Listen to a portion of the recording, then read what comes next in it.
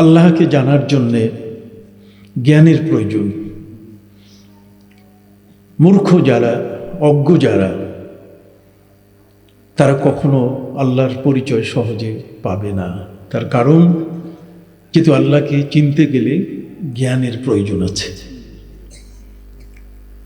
আল্লাহর পরিচয় যাদের কাছে পরিপূর্ণ নেয়, সে সব জায়গায় যায়। আল্লাহর ক্ষমতা সম্পর্কে যার ধারণা কম, তার ঠিকানা বহু জায়গা। সে যেখানে ইচ্ছা সেখানে চলে যায়। আল্লাহর বিধিবিধানে কি বলা আছে সে বিষয়গুলোকে সে লক্ষ্য করে না, ভ্রুক্ষেপ করে না, বরং নিজের স্বার্থ চিন্তাটাকে বড় করে দেখে। সম্মানিত সুধী, আল্লাহ পাক রব্বুল আলামিনের পরিচয়ের জন্য প্রয়োজন জ্ঞান। আর সেই জ্ঞানের উপরে আল্লাহ তাআলা সূরা রহমানে বলে দিয়েছেন, আর রহমান আল্লামাল কুরআন খালাকাল ইনসান আল্লামাহুল বায়ান।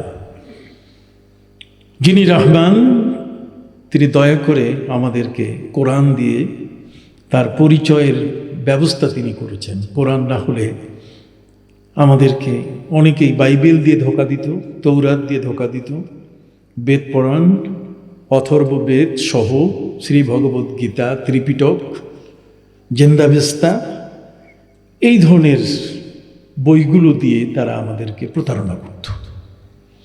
কিন্তু আল কোরআনের মতো একটি মহাগ্রন্থ আল্লাহ তাআলা আমাদের হাতে এত বড় আমানত করে দিয়েছেন যে ইহুদিরা, তৌরাত এবং খ্রিস্টানরা বাইবেলের তাহরিফ করেছে, রদবদল করেছে, পরিবর্তন করেছে।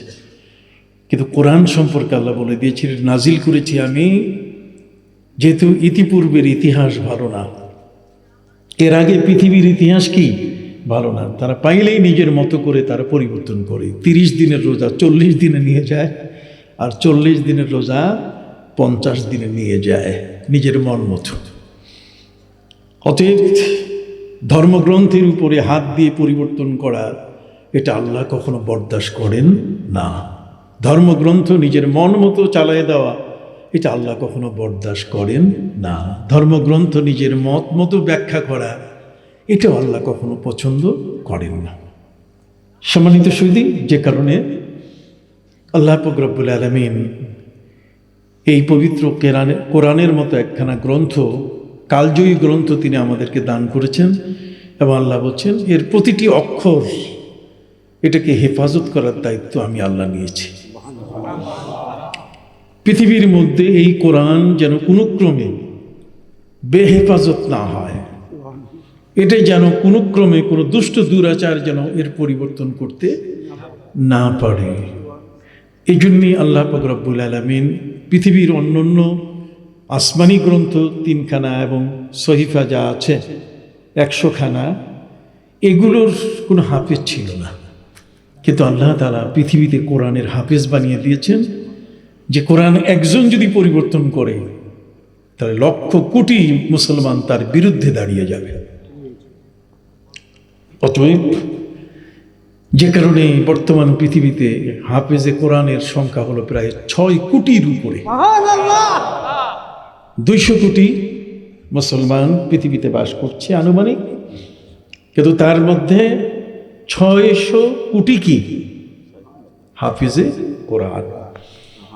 তার মধ্যে পৃথিবীর সবচেয়ে বেশি যে দেশটিতে আল্লাহ তাআলা হাফেজ হওয়ার সুযোগ করে দিয়েছেন, যে দেশটিতে সবচেয়ে বেশি হাফেজ, মিলিয়ন মিলিয়ন হাফেজ যেখানে তৈরি হচ্ছে, যেই মিলিয়ন হাফেজের দেশ, সেটি হলো মুআম্মার গাদ্দাফির দেশ লিবিয়া। লিবিয়ার বাবা, ছেলে, মা বাবা, তাদের সন্তান, দুলাভাই, ভগ্নিপতি যাকে বলি, ঠিক অনুরূপভাবে বোন, ভগ্নিপতি, জামাই, মেয়ে, আত্মীয় স্বজন, প্রত্যেকেই কম বেশি কি হাফেজ। এই পরিমাণ হাফেজ বর্তমান সৌদি আরবও হতে পারেনি। সৌদি আরবে বর্তমান হাফেজের সংখ্যা 10 লক্ষের নিচে। আর সেই তুলনায় আমাদের প্রিয় মাতৃভূমি বাংলাদেশে বর্তমান হাফেজের সংখ্যা 30 লক্ষের উপরে। 30 লক্ষের উপরে হাফেজে কোরআন বাংলাদেশে, তারা সারা পৃথিবীতে প্রথম স্থান দখল করে বড় বড় স্বর্ণ পদক নিয়ে আসতেছে। এবং এই যাবত প্রায় 5 থেকে 6 কোটি টাকা মূল্যের স্বর্ণ পদক, এবং তারা 40 থেকে 50 ভরির মতো স্বর্ণ উপহার নিয়ে বাংলাদেশের পতাকা নিয়ে এদেশে গর্বের সাথে অহংকারের সাথে ফিরেছে। আলহামদুলিল্লাহ। সম্মানিত শুধু যেন কোরআনের কোনো একটি অক্ষর পরিবর্তন করার মতো সাহস পৃথিবীতে কি নাই।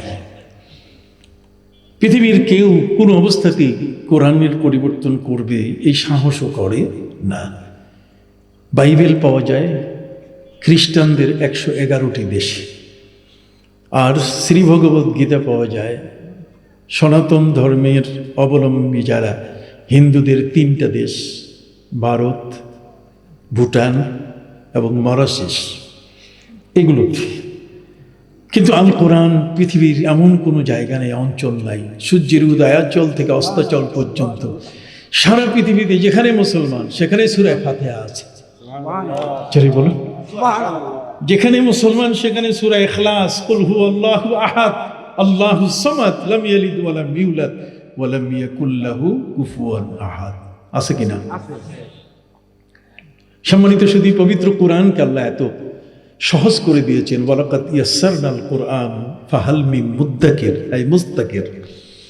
কোরআন আমি সহজ করে দিয়েছি। এই কোরআনের সহজতর অবস্থা হলো আমাদের দেশাচার নিয়মে 30 পারা কোরআন মুখস্থ করলে হাফেজ হয়, কিন্তু সৌদি আরবে এই নিয়ম নাই। সৌদি আরবে যদি কেউ 10 পারা মুখস্থ করে সেও হাফেজ, যদি 5 পারা মুখস্থ করে সেও কি হাফেজ। আর আমি মনে করি সারা পৃথিবীব্যাপী 200 কোটি মুসলমান সবাই হাফেজ, কেননা তাদের সিনার মধ্যে সূরা ফাতিহা আছে, এবং অন্ততপক্ষে পবিত্র কোরআনের 10টা সূরা তাদের সিনার মধ্যে কি আছে। যদি কোনোদিন ইমাম নাও পাওয়া যায়, অন্তত তারাবি নামাজটা নিজে নিজে কি পড়তে পারবে। 5 ওয়াক্তের নামাজ প্রতিটি মুসলমান নিজে নিজেই তিনি পড়তে পারবেন, আদায় করতে পারবেন। আমরা কি বড় করে সুবহানাল্লাহ বলতে পারি না? সম্মানিত সুধী, পবিত্র কোরআন সূরা ফাতিহা প্রত্যেকের সিনার মধ্যে আল্লাহ বলে দিয়েছেন তার পরিচয়। তিনি রব্বুল আলামিন, তিনি রব, লালনকারী পালনকারী। লালন পালনকারী যিনি, তিনি আমাদের মুরব্বী হন, কিন্তু আল্লাহ হলেন এত বড় মহান রব, যখন কোনো শিশু মায়ের গর্ভ থেকে জন্ম নেয়, যেদিন সে ভূমিষ্ঠ হলো তার 7 মাস আগের থেকে আল্লাহ তাআলা সেই শিশুটির জন্য তিনি মায়ের বুকে খাবার গরম করতে থাকেন। ওই শিশুটি কি খাবে, তার খাওয়ার সবকিছু আয়োজন তার মায়ের পেটে 4 মাসের বয়স থাকা অবস্থায় যখন তাকে রূহ দেওয়া হচ্ছে, তখনই ফিরিস্তারা জিজ্ঞেস করেন আল্লাহকে, মা রিজকুহু ওয়া মা আজালুহু হাল হুয়া সাঈদুন আম শাকী। আল্লাহ এর রিজক কি হবে, কোথায় খাবে সে, কতদিন বাঁচবে পৃথিবীতে। কথা বুঝতে পারছেন? আমরা তো মনে করেছিলাম গত শুক্রবার 10টা 38-এ সবাই শেষ, ঢাকায় যারা। আমি 10 তলায় ছিলাম, যেভাবে দুলতেছিল তাতে মনে হচ্ছে যে বাতাসের মধ্যে একটা নৌকা ডুললে, একটা প্লেন যদি দোল দেয় তাহলে কেমন হয়, ঠিক সেই অবস্থা। মহাশক্তিধর কে? সম্মানিত শুধু একটা ঘর সহজে ধাক্কা দিয়ে সরাবার ক্ষমতা নাই, আর শত শত কিলোমিটার রাস্তা, এত দূর পথের পুরা মাটি, পুরো বিল্ডিং সহ স্থাপনা সহ সবগুলো তিনি এমনভাবে নড়াই দিলেন, ইজা জুলজিলাতিল আরদু জিলজালাহা। সেই কম্পনে সব নড়ে উঠল।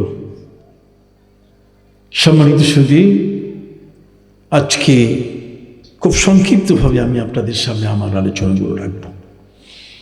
আমি যে বিষয়টি আপনাদের সামনে বলতে চেয়েছি সেটি হলো এই, আল্লাহকে জানতে গেলে আল্লাহর কালাম জানতে হবে। কথা বলেন, আল্লাহকে জানতে গেলে আল্লাহর কোরআন সম্পর্কে শিক্ষিত হইতে হবে, এবং এটি ফরজ করে দেওয়া হয়েছে। এই কোরআন শিক্ষা করা কি ফরজ। আপনি যতই মহাপণ্ডিতি করে বলেন যে না কোরআন একটু পড়লেই হয়, না না না, কোরআন হচ্ছে ইবাদতের গ্রন্থ। কোরআন হচ্ছে পৃথিবীতে আপনার পরিবার চলবে কিভাবে, আপনার সমাজ চলবে কিভাবে, আপনার দেশ রাষ্ট্র চলবে কিভাবে, সারা বিশ্ব কিভাবে পরিচালিত হবে, কোরআন এই সব কিছুর জ্ঞান নিয়ে, এর দিক নির্দেশনা নিয়ে একটি মহাগ্রন্থ আল্লাহ আমাদেরকে দান করেছেন, যাতে পৃথিবীতে কোনোদিন কোনো মানুষের চাহিদা না হয়, কোনো মানুষ যেন আল্লাহর কাছে হাত তুলে এই কথা না বলে যে আল্লাহ আরেকজন নবী দেন, আরেকটা আসমানি কিতাব দেন। এই কিতাবটাকে এত স্বয়ংসম্পন্ন, এটাকে এতই জ্ঞান গভীরতা দিয়ে আল্লাহ তাআলা আমাদেরকে দান করেছেন যে ইন্নাল কুরআনা ইয়াহদি লিল্লাতি হিয়া আকওয়াম হুদাল্লিন নাস। সারা পৃথিবীর মানব জগতের জন্য মহাগ্রন্থ আল কোরআন এমন একখানা কিতাব, এটা যার কাছে আছে তার আর কোনো চাহিদা নাই যে আরেকটা কিতাব আসমানি আসুক, তার কোনো চাহিদা নাই যে আরেকজন নবী পৃথিবীতে কি আগমন করুক। যে নবী পাঠিয়েছেন তিনি যেমন আদর্শিক নবী হিসাবে আমাদের জীবনের জন্য যথেষ্ট এনাফ, ঠিক অনুরূপভাবে যে মহাগ্রন্থ আল কোরআন দেওয়া হয়েছে তাও আমাদের জীবনের জন্য কি যথেষ্ট। নতুন করে আর আসমানি কিতাব, নতুন করে আর কোনো নবীর চাহিদা আমাদের প্রয়োজন নাই। বড্ড করে সুবহানাল্লাহ বলেন। সম্মানিত সুধী, সেই কোরআনের শিক্ষা এটি যদি আমরা আমাদের জীবনে গ্রহণ করে থাকি, তাহলে মৌলানা মোহাম্মদ দেলাওয়ার হোসেন রহমতুল্লাহ আলাই সহ এই বাংলাদেশের অসংখ্য গুণীজন যারা তাদের জ্ঞান দিয়ে, জ্ঞানের আলো দিয়ে মানুষগুলোকে অনুশাসনের ভিতরে নিয়ে এসেছেন, তাদেরকে পথ দেখিয়েছেন, এই সমস্ত মহান ব্যক্তিদের কারণে সমাজ আলোকিত সমাজে পরিণত হয়েছে। মানুষের শ্রদ্ধা সৃষ্টি হয়ে আছে, মানুষের প্রতি মানুষের যে ভদ্রতা, তার যে একটি শ্রদ্ধা, এই বিষয়টা বলবৎ আছে। যদি এই ভালো মানুষগুলো না থাকতেন পৃথিবীতে, তাহলে আমরা চরম বেয়াদব হয়ে যেতাম। আবু জাহেলের গোষ্ঠী আমাদের সমাজ দখল করে ফেলত। কথা বলেন। উতবা সাহেবা, আবুল আহাবের মতো দুষ্ট দুরাচারা, এর সমস্ত ব্যক্তিরা সমাজের মধ্যে তারা আল্লাহদ্রোহী কর্মকাণ্ড চালু করতো, আমরা কিছুই বলতে পারতাম। এই জন্য কোরআনের এই জ্ঞানটুকু নেওয়ার জন্য একটু কষ্ট করতে হয়। আমাদের প্রিয় নবী সাল্লাল্লাহু আলাইহি ওয়াসাল্লামকে আল্লাহ তাআলা এই কোরআনের জ্ঞান, কোরআনটাকে ধারণ করতে গিয়ে তিনি তাকে নিজের ঘর থেকে বের করে নিয়ে গিয়েছিলেন হেরা পর্বতের গুহায়। কোথায় বলেন? আপনাদের তো কষ্ট হচ্ছে না? এর মুখ খুলে একটু বলেন, কোথায় নিয়ে গেছেন? যে গুহাটিতে নবী গিয়েছেন, সেই গুহা এমন একটি গুহা, সেই গুহাটিতে আমার নবী সাল্লাল্লাহু আলাইহি ওয়াসাল্লাম শুধুমাত্র তিনি কোরআন নেবার জন্যই ওটাকে বেছে নেননি, বরং তিনি যখন সৈয়দেনা বা সৈয়দা আমেনা নবী করিম সাল্লাল্লাহু আলাইহি ওয়াসাল্লামের আম্মাজান যখন ইন্তেকাল করলেন, তখন নবী করিম সাল্লাল্লাহু আলাইহি ওয়াসাল্লামের বয়স ছিল 6 বছর। কয় বছর? অনেকেই নবীজি সাল্লাল্লাহু আলাইহি ওয়াসাল্লামকে নিয়ে কটাক্ষ করে, কিছু মন্তব্য করে, আমাদের কানে খুব ভালো মনে হয় না, আমরা খুব ভালো মতো তার কথাটা শুনতে রাজি না। তারা বলেন নবীজি 40 বছর পরে নবী হয়েছেন, এর আগে 40 বছর উনি সাধারণ মানুষের মতো ছিলেন। 40 বছর আগের জীবন যদি সাধারণ মানুষের সাথে নবীর জীবনকে মেশানো হয়, তাহলে পৃথিবীর মধ্যে এই বক্তব্য আমাদের কাছে কখনো গ্রহণযোগ্যতা পাবে না।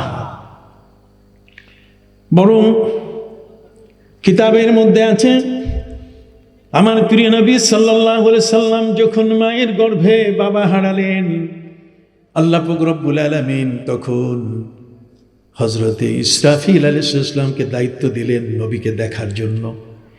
নবী মায়ের গর্ভে, কিন্তু তদারকির দায়িত্ব ফেরেশতাদের হাতে।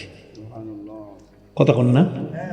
নবী করিম সাল্লাল্লাহু আলাইহি ওয়াসাল্লাম যখন 6 বছর বয়স, 6 বছর বয়সের সময় আল্লাহর হাবিব সাল্লাল্লাহু আলাইহি ওয়াসাল্লামকে দেখাশোনার দায়িত্ব দেওয়া হলো হযরত মিকাইল আলাইহিস সালামকে। 6 বছরের পরে নবী করিম সাল্লাল্লাহু আলাইহি ওয়াসাল্লামের দেখাশোনার দায়িত্ব দেওয়া হলো হযরত আজরাইল আলাইহিস সালামের কাছে, আর এরপরে দায়িত্ব চলে আসলো হযরতে জিবরিল আমিনের কাছে।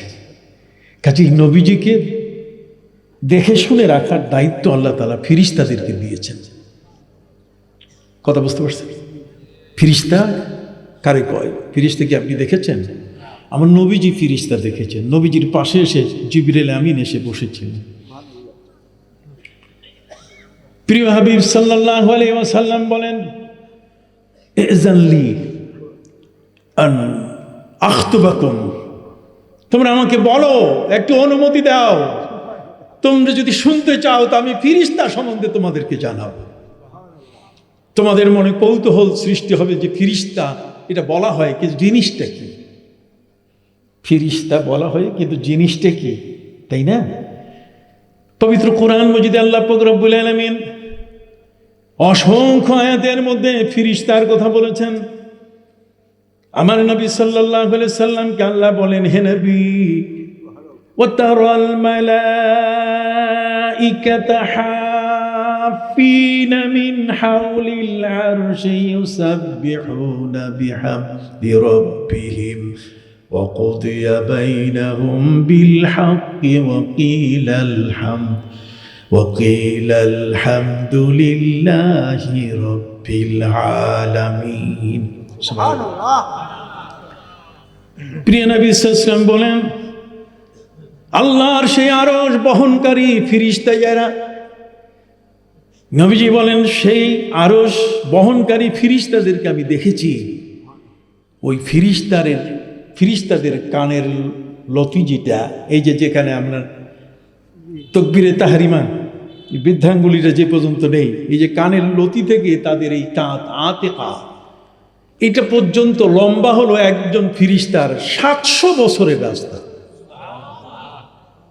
সুবহানাল্লাহ, আসতে কইলেন। কানের লতি থেকে ঘাড় পর্যন্ত এই যতটুকু জায়গা, এই এতটুকু জায়গার মধ্যে ফেরেশতাদের একজন ফেরেশতার এই কানের লতি থেকে ঘাড় পর্যন্ত কত? 700 বছরের কি রাস্তা পরিমাণ এই অংশটা। সুবহানাল্লাহ। ওই একজন ফেরেশতা যদি এসে পৃথিবীতে দাঁড়ায়, কতক্ষণ না, বাবুরাম সাপুরে, কতক্ষণ না, আর টিকবে না, পৃথিবীর সব কিছু ধ্বংস হয়ে যাবে, মানুষ সব পালাই যাবে। এই জন্য আল্লাহ বলছেন, যদি আমি ফেরেশতাদেরকে যদি মানুষকে শাসন করার দায়িত্ব দিতাম, লাজাআলনাহুম বাশারা, আমি তাদেরকে মানুষের রূপ দিয়ে পাঠাইতাম। কথা বলব। এই জন্যই নবী করিম সাল্লাল্লাহু আলাইহি ওয়াসাল্লামের কাছে এসছেন ফেরেশতারা দেহিয়াতুল কালবি রাদিয়াল্লাহু তাআলা আনহুর রূপ নিয়ে। সুবহানাল্লাহ। আসুন খুব সংক্ষিপ্ত হয়ে বলবো, ফুরফুরা হুজুর আসবেন, তার মূল্যবান বক্তব্য তিনি দিবেন। কোরআনের জ্ঞান অর্জন করতে গিয়ে, কোরআনটাকে নিতে গিয়ে, কোরআনটাকে ধারণ করতে গিয়ে আল্লাহ পাক রব্বুল আলামিন নবীজিকে আর নিজের ঘরে রাখলেন না। বারবার এদেশের কামিল মাদ্রাসা, গোয়ালগ্রাম কামিল মাদ্রাসা মতো একটি মাদ্রাসায়, সেখানে কামিল ক্লাসে যে বুখারী শরীফ পড়া হয়, সেই বুখারী শরীফের যে তৃতীয় যে হাদিসখানা, কথা বুঝতে পারছেন, সেখানেও কিন্তু বলা আছে যে সুম্মা হুব্বিবা ইলাইহিল খালা। নবী করিম সাল্লাল্লাহু আলাইহি ওয়াসাল্লামকে আল্লাহ তাআলা নির্জন একটি জায়গায় যাবার জন্য তারা মানসিকতা তৈরি করে দিলেন, তার ভিতরে প্রিয়তা সৃষ্টি করলেন। নবীজি এখন একা একা থাকতে ভালোবাসা শুরু করলেন। লোকালয়ে মানুষের মধ্যে তিনি থাকবেন, এই মন এখন বসে না। তার মন হলো, তিনি তার মধ্যে সবচেয়ে বেশি ভালো লাগছিল, তার মধ্যে প্রিয়তা সৃষ্টি হলো যে তিনি এখন একাকী এক জায়গায় থাকলেই তার মনটা ভালো থাকবে। সম্মানিত শুধু তিনি বেছে নিলেন তার এই নিরিবিলি একটি জায়গা, আর সেটা হলো হেরা পর্বতের গুহা। হেরা পর্বতের গুহা বেছে নিয়েছেন এ কারণে, প্রিয় নবী সাল্লাল্লাহু আলাইহি ওয়াসাল্লামের বয়স যখন 6 বছর, মা সাইয়্যিদা আমিনার ইন্তেকালের পরে নবীজি তার দাদার দায়িত্বে আসলেন। দাদা ছিলেন হযরত নবী ইব্রাহিম আলাইহিস সালামের ওজিফার উপরে আমলকারী ব্যক্তি। নবী ইব্রাহিম আলাইহিস সালামের ধর্মের অনুসারী হিসাবে আমাদের প্রিয় নবী সাল্লাল্লাহু আলাইহি ওয়াসাল্লামের দাদা তিনি ছিলেন। অতএব একটি মুসলিম পরিবারে নবী এসছেন। সুবহানাল্লাহ বলেন। নবী এসছেন একটা কি মুসলিম পরিবারে। তো মুসলিম পরিবারে আসলে নিয়ন্ত্রণ নবী ইব্রাহিম আলাইহিস সালামের শরীয়তের যদি থাকে, তাহলে সেকালে সেই পরিবারটা এই 40 বছর বয়স পর্যন্ত আমার নবীকে নিয়ে যে কলঙ্কিত কথাটা বলা হলো, তাতে নবীর জীবন তো অনিয়ন্ত্রিত ছিল না। কথা বুঝতে পারছেন? এই জীবনটা তো একটা নিয়মের মধ্যে কি ছিল। যে দাদা কি করতেন, দাদা তিনি কাবা ঘরে ইতিকাফ করতেন, 360টি মূর্তির পূজা। আর ঠিক তার বিপরীত দাদা তিনি কাবা ঘরে কি করতেন, ইতিকাফ করতেন। একদিকে মূর্তির পূজা চলে, আর একদিকে দাদার সেজদা দিয়ে কাবা ঘর আলোকিত হয়ে যায়। সুবহানাল্লাহ বলে। সুধী মণ্ডলী, দাদা খাজা আব্দুল মুত্তালিব কখনো কখনো আল্লাহর সাথে নিবিড় সম্পর্ক সৃষ্টি করার জন্য, গভীরতম সম্পর্ক সৃষ্টি করার জন্যে তিনি কাবা ঘর থেকে 3 মাইল দূরে, 5 কিলোমিটার দূরে হেরা পর্বতে তিনি যেতেন। হেরা পর্বতের এই গুহাটি দাদা বেছে নিয়েছিলেন। নবী করিম সাল্লাল্লাহু আলাইহি ওয়াসাল্লাম মায়ের কোলে 6 বছর, এরপর দাদার দায়িত্বে যখন আসলেন, তখন দাদা মনে করলেন এই নাতিকে আমি কোথায় রেখে যাব। কাজে নবীজিকে দাদার সাথে তিনি ওই হেরা পর্বতে নিয়ে যেতেন, তার সেই ওজিফার জায়গায়, তার আমলের জায়গায়। সম্মানিত সুধী, দাদার সাথে নবী করিম সাল্লাল্লাহু আলাইহি ওয়াসাল্লামের এই হেরা পর্বতের পরিচয়ে আসলো। তিনি চিনলেন যে এটা হেরা পর্বত। দাদা এখানে আসেন। দাদা যখন ইন্তেকাল করলেন, নবী করিম সাল্লাল্লাহু আলাইহি ওয়াসাল্লাম আসলেন চাচার হাতে। এক পর্যায়ে নবী করিম সাল্লাল্লাহু আলাইহি ওয়াসাল্লামের উপরে যখন এই ভাব তৈরি হলো, সুম্মা হুব্বিবা ইলাইহিল খালা, তার অন্তরের মধ্যে একাকী একটি নীরব জায়গায় থাকা যখন বেশি পছন্দের হলো, তখন নবী করিম সাল্লাল্লাহু আলাইহি ওয়াসাল্লাম বেছে নিলেন যে আমার দাদা যেখানে মোরাকাবা করেছেন, কি করছেন? হলো না শব্দ, সবাই বলেন নাই, কি করছেন? মোরাকাবা। মোরাকাবা শব্দের অর্থ ধ্যানে মগ্ন থাকা। মোরাকাবা এটা রাকাবা, রাকাবুন। রাকাবুন শব্দের অর্থ হচ্ছে রকিব। রকিব শব্দের অর্থ হচ্ছে কারো সঙ্গ গ্রহণের জন্য উৎসাহিত হয়ে, অথবা কারো সঙ্গ পাবার জন্যে ব্যস্ত হয়ে পড়া। কথা বুঝেন নাই? কারো সঙ্গ পাওয়ার জন্য কি ব্যস্ত হয়ে পড়া, এর নাম কি? মোরাকাবা। আপনি যদি কাউকে বন্ধু হিসাবে পেতে চান, তার সঙ্গ নেবার জন্য আপনাকে তো কিছু কাজ করতে হবে, ঠিক কিনা? আল্লাহ পাক রব্বুল আলামিনের মহান সান্নিধ্য লাভের জন্যে এই সান্নিধ্যের বিষয়টা, মোরাকাবার বিষয়টি নিয়ে প্রিয় নবী সাল্লাল্লাহু আলাইহি ওয়াসাল্লাম তিনি বেছে নিলেন যে এখন ওই হেরা পর্বতের গুহা, যেখানে দাদা ওজিফা আমল করতেন, বিশেষ জিকির আজকার তিনি করতেন, তিনি সেই জায়গাটাকে বেছে নিলেন। প্রশ্ন হলো, দাদা বেছে নিয়েছেন, তাতে নবীজির বেছে নেওয়ার কি আছে? সুবহানাল্লাহ। বেছে নেওয়ার পেছনে কারণ, এখানে অনেক মুহাদ্দিস বসে আছেন।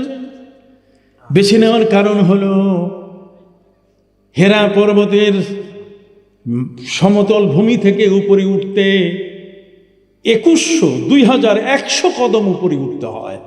তারপর থেকে নিচে 70 কদম নিচে এসে সেই গুহা, যেখানে দাদার সাথে নবীজি বহুবার একত্রে দাদার পাশে এসে তিনিও জিকিরে শামিল ছিলেন।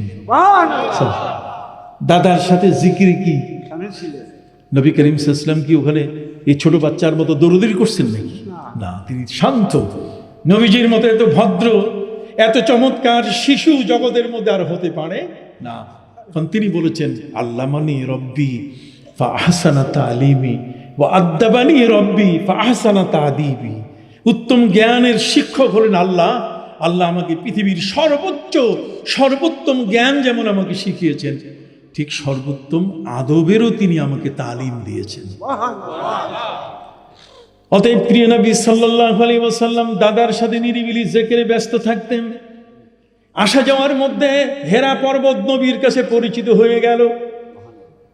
দাদার ইন্তেকালের পরে এরপরে যখন নবী করিম সাল্লাল্লাহু আলাইহি ওয়াসাল্লামের বয়স 40 বছর, তখন তার ভিতরে মহব্বত তৈরি করা হলো যে আপনি একা একা নিরিবিলি জায়গায় আপনি এখন থাকেন। আমার কথা বুঝতে কষ্ট হচ্ছে না? একটা নিরিবিলি জায়গা, নবী করিম সাল্লাল্লাহু আলাইহি ওয়াসাল্লাম দেখলেন যে নিরিবিলি জায়গা তো ওটা, তিনি সেখানে চলে গেলেন। স্ত্রীকে বললেন, আমি তোমার কাছে ফিরে আসব। এটা না যে আমি চলে গেলাম চিল্লা দিতে, এরপরে আর পরে তোমার কোনো খবর নাই, তোমার নুন ধার করে খাইতে হবে, তোমার পেঁয়াজ ধার করে খাইতে হবে, কতক্ষণ না তোমার চাল ধার করে খেতে হবে, এমনটা নয়। আমিও আসবো, তোমার খোঁজ নেব। সুবহানাল্লাহ। ডোন্ট মাইন্ড, আমার কথা ভিন্ন দিকে নেবেন না। আপনার জ্ঞানী মানুষ, আমি বলেছি মূর্খ ভিন্ন জিনিস। মূর্খ হলো আবু জাহাল, ওর কাছে কিছুই বলা যাবে না, ও কিছুই বুঝবে না। আর আপনি হলেন নবীর উম্মতের মধ্যে একজন অংশীদার, নবীর উম্মতের উত্তম ব্যক্তি। কুনতুম খায়রা উম্মাতিন উখরিজাত লিন-নাস তা'মুরুনা বিল মা'রুফি ওয়া তানহাউনা আনিল মুনকার। আপনি উম্মতের সেরা একজন মানুষ। সুবহানাল্লাহ। নবীজির উম্মত হওয়া মানে পৃথিবীর কি একজন সেরা মানুষ। কাজে আপনাকে ছোট করে বলার কোনো সুযোগ কারণ নাই। মানুষ হিসেবে আপনার সম্মান আছে, কিন্তু নবীর উম্মত হিসাবে সবার উপরে আপনার কি সম্মান। ইহুদি বলেন, খ্রিস্টান বলেন, বৌদ্ধ বলেন, যে কোনো ব্যক্তি হোক না কেন, সবার উপরে সম্মান কার বড়? যারা কালেমা পড়েছে। ওয়া কালিমাতুল্লাহি হিয়াল উলিয়া, কালেমা সবার উপরে। বড্ড করে বলেন সুবহানাল্লাহ। নবী করিম সাল্লাল্লাহু আলাইহি ওয়াসাল্লাম সেই হেরা পর্বতের গুহা বেছে নিলেন কেন? এ কারণেই বেছে নিয়েছেন যে হেরা পর্বতের যে গুহাটাতে তার দাদা বসতেন, তিনি যেখানে বসা শুরু করলেন, সেখান থেকে কাবা ঘর দেখা যায়। কাবা ঘর হলো শরিয়াত, আর হেরা হলো কি মারিফত। কথা বলেন, কাবা হলো কি শরিয়ত, সেখানে হবে তওয়াফ, সেখানে হবে ইতিকাফ, সেখানে হবে আল্লাহর নামে দোয়া দরুদ, সবকিছু সেখানে সজোরে একজন মানুষ সেখানে আল্লাহর ইবাদত করবেন, রুকু সেজদা সব হবে। আর হেরা পর্বতটা হলো কি মারিফত। কথা বুঝতে পারছেন? এই মারিফত আর শরীয়ত, এই দুটোই কিন্তু আমরা বিচারে কোনোদিন আনি না। এগুলো আলেমদের কাজ। এই ধরনের বড় বড় আলেম যারা, তারা জানেন, তারা বুঝেন যে এই হেরা পর্বতের গুহায় কি ঘটেছিল। হেরা পর্বতের গুহার মধ্যে কি হয়েছিল? হেরা পর্বতের গুহার মধ্যে আমার নবীজি সেখানে নিজে ভাত পাকাইয়া খাইতে যান নাই, কতক্ষণ না, বরং তার ধ্যান, তার চিন্তার মধ্যে যেন কোনো ফাটল সৃষ্টি না হয়। এই জন্য আম্মাজান খাদিজাতুল কুবরা রাদিয়াল্লাহু তাআলা, তিনি এই পাহাড়ি এলাকায়, অসমান রাস্তা, কোনো পথ নাই, কিছু নাই, কিন্তু স্বামীর খাবার জন্য তিনি খাবার নিয়ে আসতেন এখানে। সেই 5 থেকে 6 কিলোমিটার দূর থেকে একজন মহিলা, সেই সময়কালে 1400 বছর আগে, এখন তো রাস্তা কিছুটা হয়েছে, তখন এই খাবার নিয়ে আসতেন তিনি। সুবহানাল্লাহ বলেন। প্রিয় নবী সাল্লাল্লাহু আলাইহি ওয়াসাল্লাম আবার স্ত্রীর খোঁজ নেওয়ার জন্য তিনি যেতেন। একাধারে তিনি সব সময় থাকতেন না, একসাথে হয়তো 40 দিন অথবা 20 দিন অথবা 7 দিন, এই সময়কালটি তিনি অপেক্ষা করে করে সেখানে বিশেষ ধ্যানে ছিলেন। তিনি এই গুহার মধ্যে কি করতেন? গুহার মধ্যে তিনি কাবার সাথে একটা কানেকশন, কাবার সাথে একটা নেট, একটা সম্পর্ক তৈরি তিনি করতেন। আর এই গুহার মধ্যে নবী করিম সাল্লাল্লাহু আলাইহি ওয়াসাল্লাম যে কাজটি করতেন সেটা হলো তাহান্নুস। নাম কি? একটি সবাই বলেন তাহান্নুস। আত-তাআব্বুদ। তাহান্নুস শব্দের অর্থ হচ্ছে মোরাকাবা, বিশেষ ইবাদতে আত্মনিয়োগ করা। এমনভাবে তিনি আল্লাহর ধ্যানে ব্যস্ত হয়েছিলেন।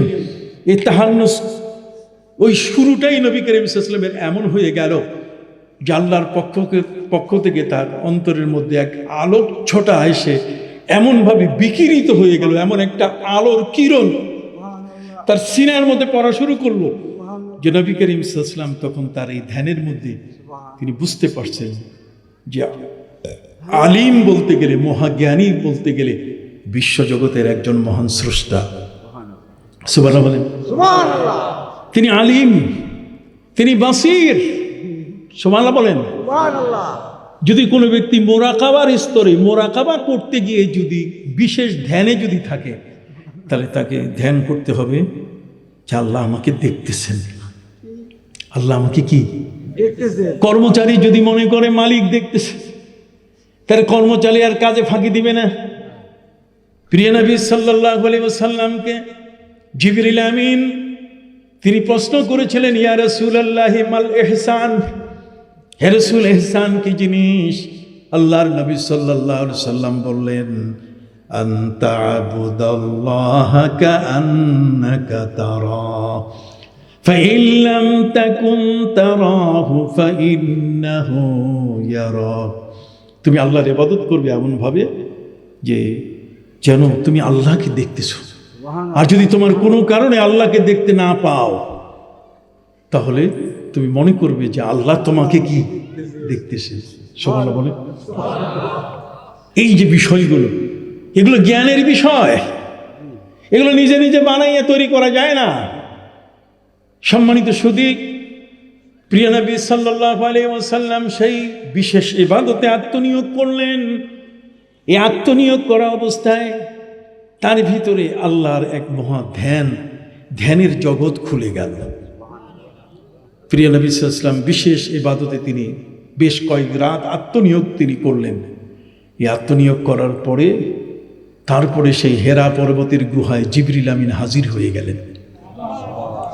আমি স্বাভাবিক কথাটি আপনাদেরকে বললাম, তবে আজকের বর্তমান পৃথিবীতে ফুরফুরা বলেন, সারসিনা বলেন, ইলমে তাসাউফের যত দরবার পৃথিবীতে ছিল, যেমন খাজা মঈনুদ্দিন চিশতি আজমিরি রহমতুল্লাহ আলাইহির দরবার, যেমন কুতুবউদ্দিন কাকি রহমতুল্লাহ আলাইহির দরবার, যেমন সেলিম চিশতির দরবার, যেমন উসমান হারুনির দরবার, বড় পীর আব্দুল কাদের জিলানী রহমতুল্লাহ আলাইহির দরবার, ফুরফুরার কাইয়ুমুজ্জামান আবু বকর সিদ্দিকী ফুরফুরবি রহমতুল্লাহ আলাইহি আল কুরাইশি তার দরবার, শাহ সুফি নিসারউদ্দিন, শাহ আবু জাফর মোহাম্মদ সালেহ, শাহ হযরত মাওলানা মুহিবুল্লাহ রহমতুল্লাহ আলাইহি সহ এই বাংলাদেশ সারা পৃথিবীর মধ্যে যত আউলিয়া উলিয়া, তাদের প্রত্যেকেরই এই কোরআনের মাহাত্ম্য, কোরআনের আধ্যাত্মিক জ্ঞানটা অর্জন করতে তাদের যে জ্ঞানগুলো অর্জন করতে হয়েছে সেটা হলো নবী করিম সাল্লাল্লাহু আলাইহি ওয়াসাল্লামের সেই হেরা গুহার ওই মারিফতের জ্ঞান। কথা বোঝেন না? আপনি দুনিয়ার যত লেখাপড়া আপনি করেন না কেন, এই দুনিয়ার লেখাপড়া দিয়ে আপনার চাকরি হবে, দুনিয়ার লেখাপড়া দিয়ে আপনার পদ পদবি বাড়বে, দুনিয়ার লেখাপড়া দিয়ে আপনি এই পৃথিবীতে সম্মানিত হবেন। আর আখিরাতের জন্য যেই আমলগুলো, এগুলো করে আপনি জান্নাতের অধিকারী হবেন। আপনি মহান আল্লাহর কাছে মুকাররাবিন ফিরিস্তা যারা, তার চেয়েও আপনি বেশি মর্যাদা লাভ করতে পারবেন। অতএব ইলমে জাহির এবং ইলমে বাতিন, ইলমে জাহির এবং ইলমে বাতিন, ইলমে বাতিনের মতো যে জ্ঞান, সে জ্ঞানটি অর্জন করে আমাদের জীবনে কেন প্রয়োজন, আমি আমার ভাইদের খেদমতে আরজ করতে চাই। এই জ্ঞানের শক্তি কি? যারা এই জ্ঞানটা অর্জন করেন, এই জ্ঞানটা হলো মূল জ্ঞান। আমরা সেই জ্ঞান বাদ দিয়ে এখন ভিন্ন জ্ঞানের দিকে মানুষগুলোকে নিচ্ছি।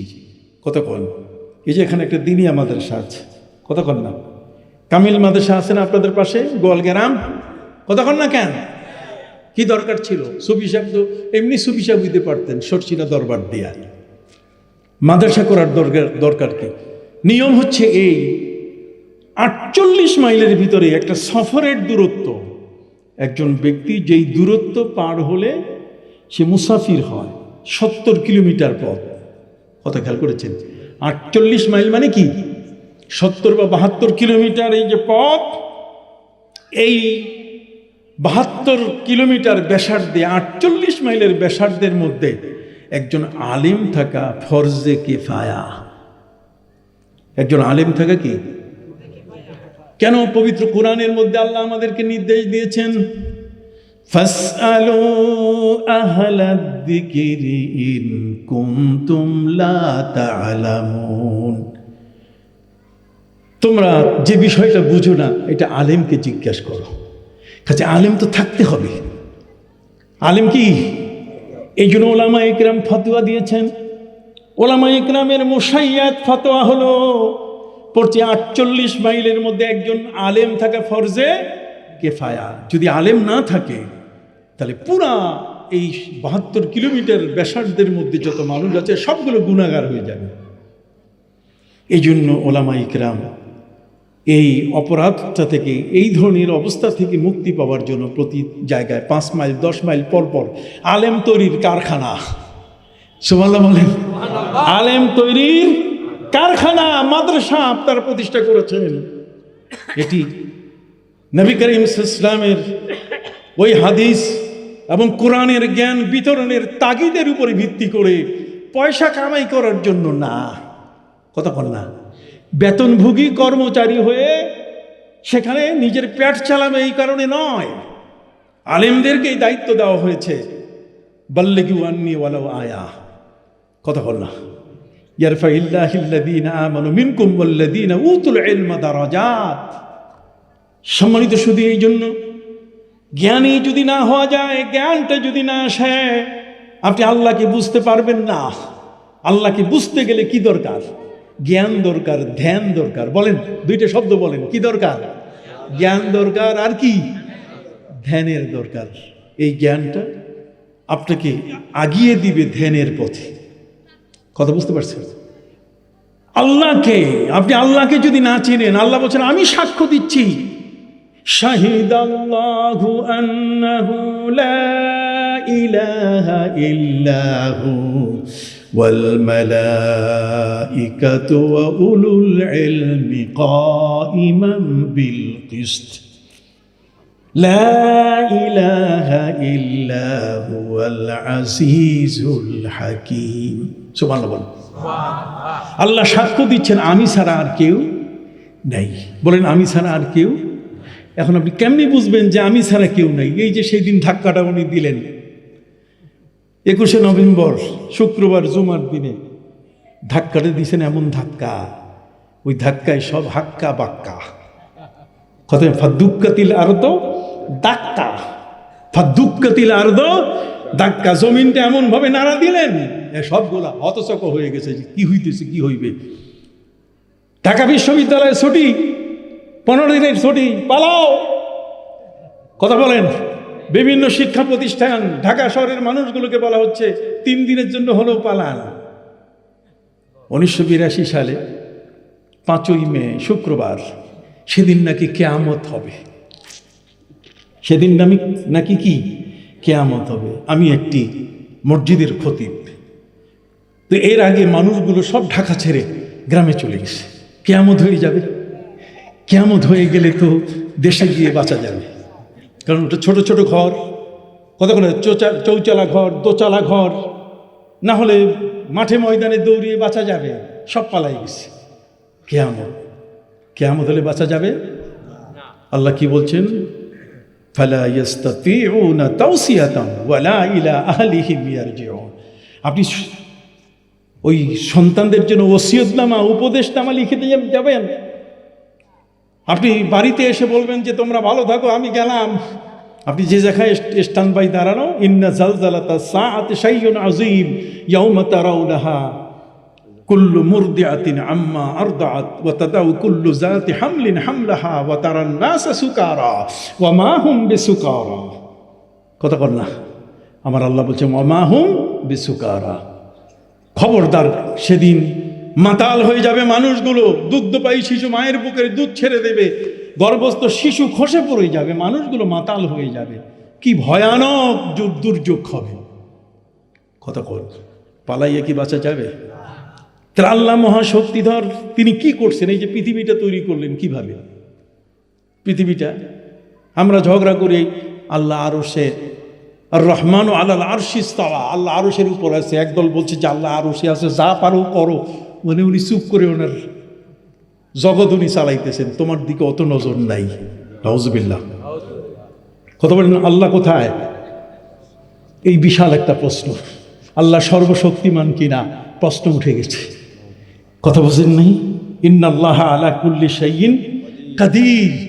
আমি আমার ভাইদের খেদমতে আরজ করতে চাই, আল্লাহ কোথায়? যদি এটা হয় যে আর রহমান ও আলাল আরশিস তাওয়া, আল্লাহ আরশের উপরে আছেন। যেমন ইবনে তাইমিয়া উনি খুতবা দেওয়ার পরে যখন সিঁড়ি দিয়ে নামতেছেন, উনি বলতেছেন যে আমি যেমন সিঁড়ি বাইয়া বাইয়া নামতেছি, আল্লাহ ওইরকম আরশ থেকে মাঝে মধ্যে সিঁড়ি বাইয়া বাইয়া নামেন। নাউজুবিল্লাহ বলবেন না? সাবজেক্টটা কঠিন হয়ে গেছে। সম্মানিত সুধী বন্ধুরা আমার, আল্লাহ পাক রব্বুল আলামিন বলেন, আমি কে তুমি জানো? আমি আরশ আগে সৃষ্টি করি নাই। যে আরশে আল্লাহর অবস্থানের কথা বলা হয়, কোরআনে বলা হয়েছে, আল্লাহ বলেন ওই আরশ, এটা কিন্তু আল্লাহ প্রথমে সৃষ্টি করেননি। আল্লাহর আরশটা আল্লাহর সৃষ্টি, এটা আল্লাহ নিজে তৈরি করছেন। সুবহানাল্লাহ বলেন। তাহলে জগতের মধ্যে সর্বপ্রথম কি সৃষ্টি হয়েছে যদি আপনাকে প্রশ্ন করা হয়?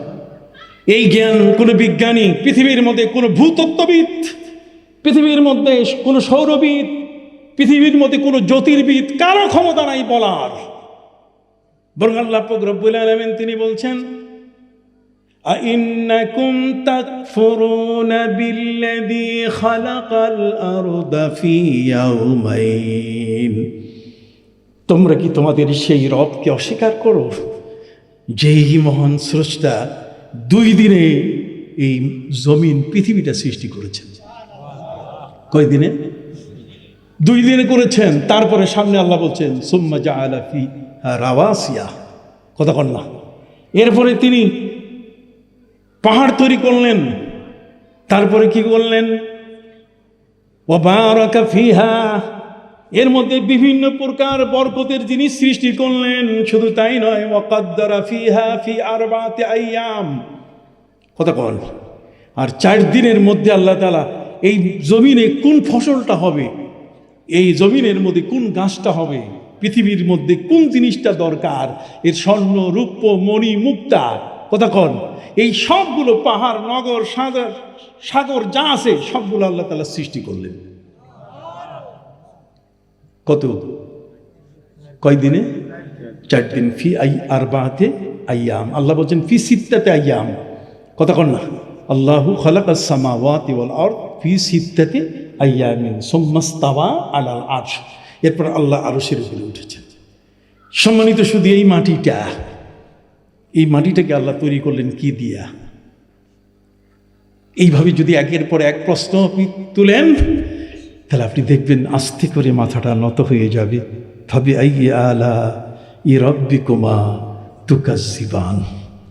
ফাবি আইয়ি আলাই রাব্বিকুমা, একবার নয় 33 বার আল্লাহ বলতেছেন কোন আল্লাহর নেয়ামত সেটাকে তুমি অস্বীকার করো। সুবহানাল্লাহ বলেন। ফাবি আইয়ি আলাই রাব্বিকুমা তুকাজ্জিবান, কোন এমন একটা নেয়ামত আছে সেটাকে তুমি অস্বীকার করতে পারো? অতএব যে পৃথিবীটা আল্লাহ সৃষ্টি করলেন, এই যে মাটি, এটাও আসলে আগে সৃষ্টি হয় নাই। আল্লাহ তাআলা সর্বপ্রথম সৃষ্টি করেছেন পানিকে। কাকে? আর পানিটা রাখলেন কিভাবে? পানিটা কিসের উপরে রাখছেন? এই জ্ঞান দেওয়ার মতো পৃথিবীর কোনো ব্রিটিশ বিজ্ঞানী মাথাটা যদি হাইকোর্ট হয়ে যায়, তারপরে আপনারা বলতে পারবে না। কথা কন না? পৃথিবীর মধ্যে যত বড় বিজ্ঞানী হোক না কেন, তার পক্ষে তথ্য দেওয়া সম্ভব নয় যেই তথ্যটি আমার রাসূল সাল্লাল্লাহু আলাইহি সাল্লাম দিয়েছেন। কে বলে আমার নবী নিরক্ষর? কে বলে আমার নবী উম্মি মূর্খ? নাউজুবিল্লাহি মিন যালিক।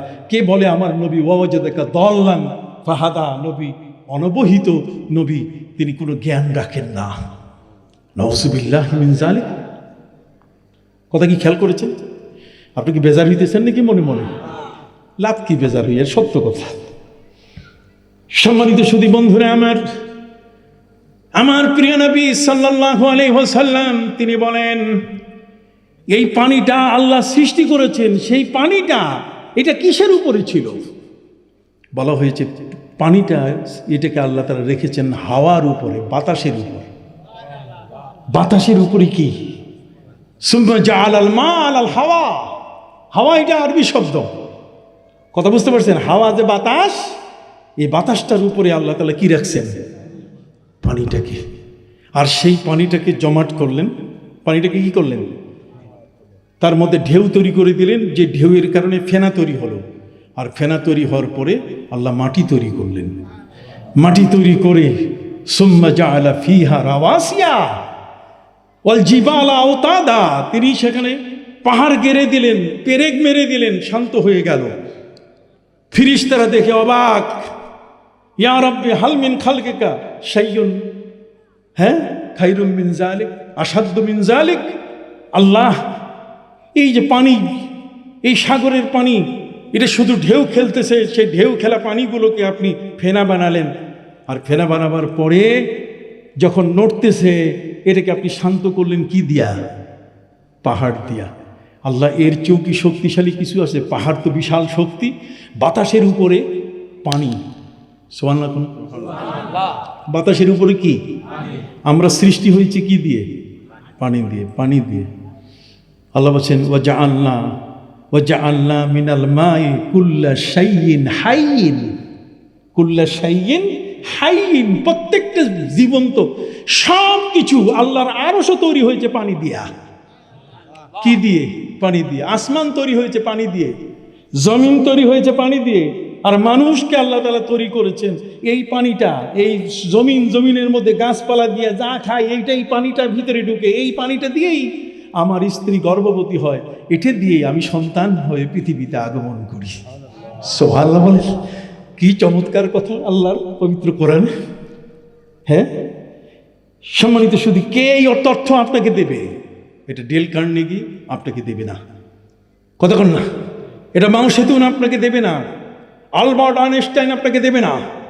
বরং আলবার্ট আইনস্টাইন তিনি বাধ্য হয়েছেন বলতে যে রিলিজিয়ান অ্যান্ড সায়েন্স আর টুইন সিস্টার।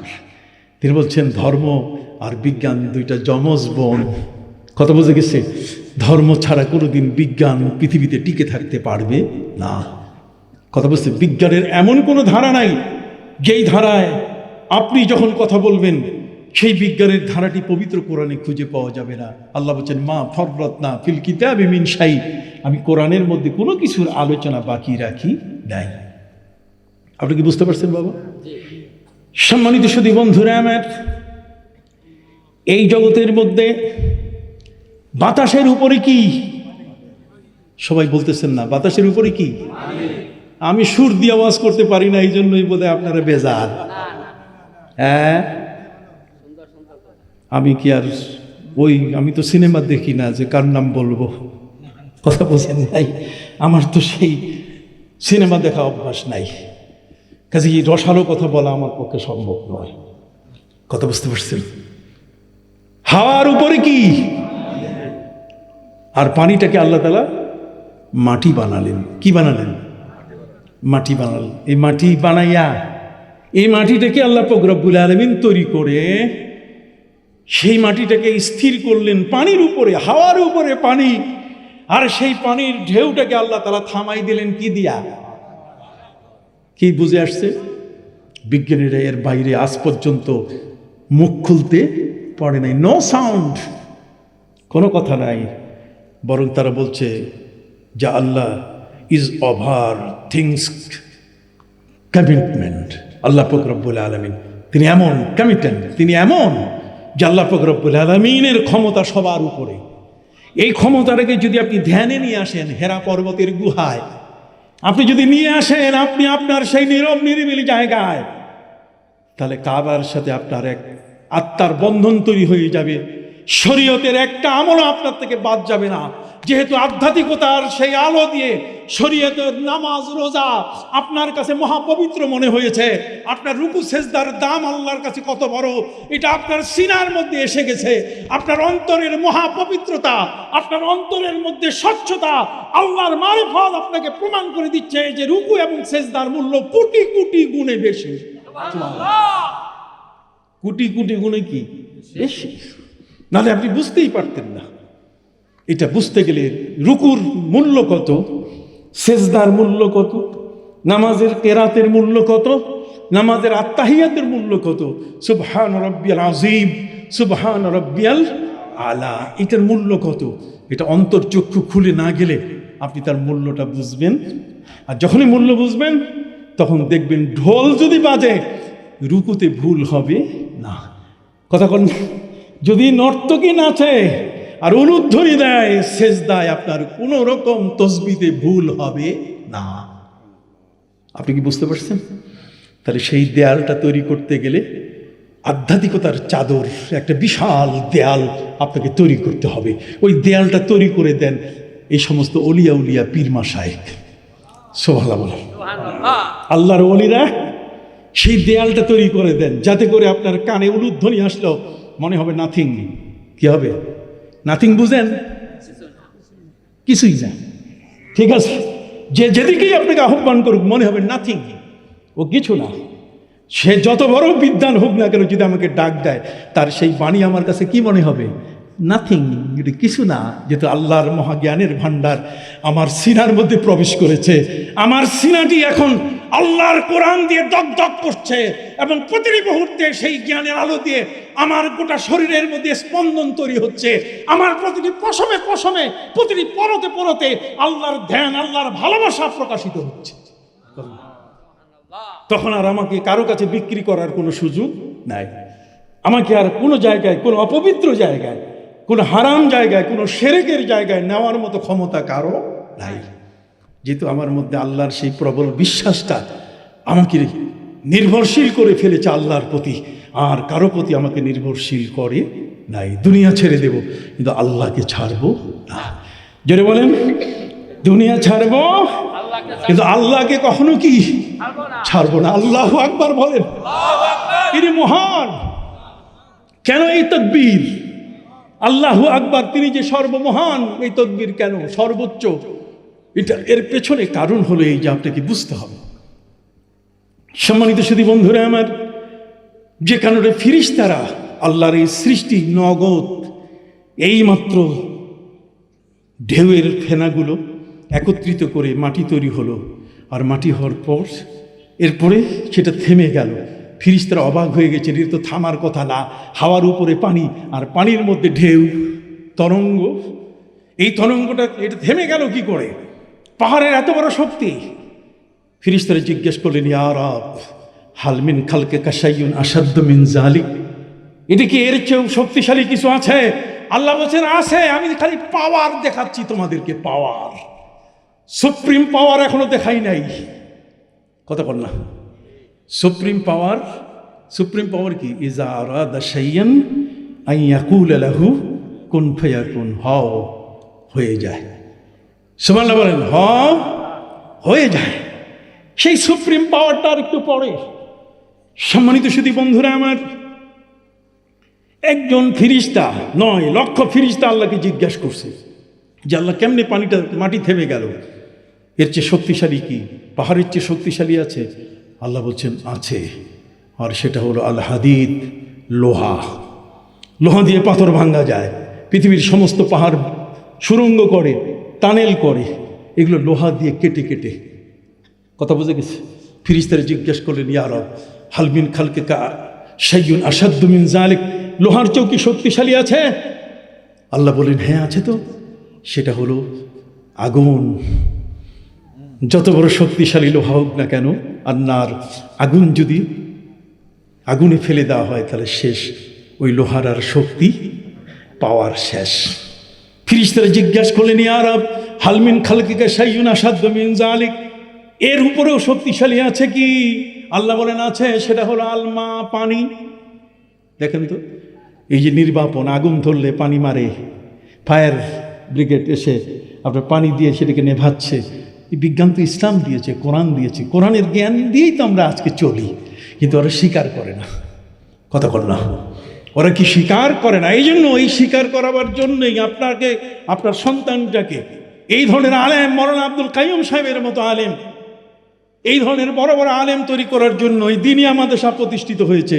এই জন্য এই প্রতিষ্ঠানগুলো হয়েছে, যাতে করে এর চোখটা যেন কোনো দিন অন্ধকারে এটা যেন নিমজ্জিত না হয়, এ যেন মদিনার পথে, আলোর পথে যেন থাকে। কথা কি বুঝতে পারছেন? এই জন্য সম্মানিত সুধী, ফিরিস্তারা জিজ্ঞেস করলেন, ইয়া রব, হালমিন খালকে কাশাইয়ুন আসাদ্দ মিন যালিক, পানির চেয়েও কি শক্তিশালী আছে? আল্লাহ বলেন আছে তো, আমার সৃষ্টি আছে। কয় কি? কয় সেটা হলো আর রিহ, বাতাস। যতই দক্ষিণা দিকে বাতাস, দক্ষিণা বাতাস হোক না কেন, তরঙ্গমালায় পুরা ঢেউয়ে সেই নদী কেঁপে উঠে। কি বলেন ঠিক না? মাঝিমাল্লারা ভয় পায়, যারা পারাপার হবে সেই যাত্রীরা পর্যন্ত শঙ্কিত হয়ে যায়, তারা আর নৌকায় উঠতে চায় না, স্পিড বোটে উঠতে চায় না। এই তো পাশের, এই যে পাশের পদ্মা নদী, কি বলেন ঠিক কিনা? সেখানে তো বহু কাণ্ড ঘটে গেছে, বহু লঞ্চ নিমজ্জিত হয়েছে।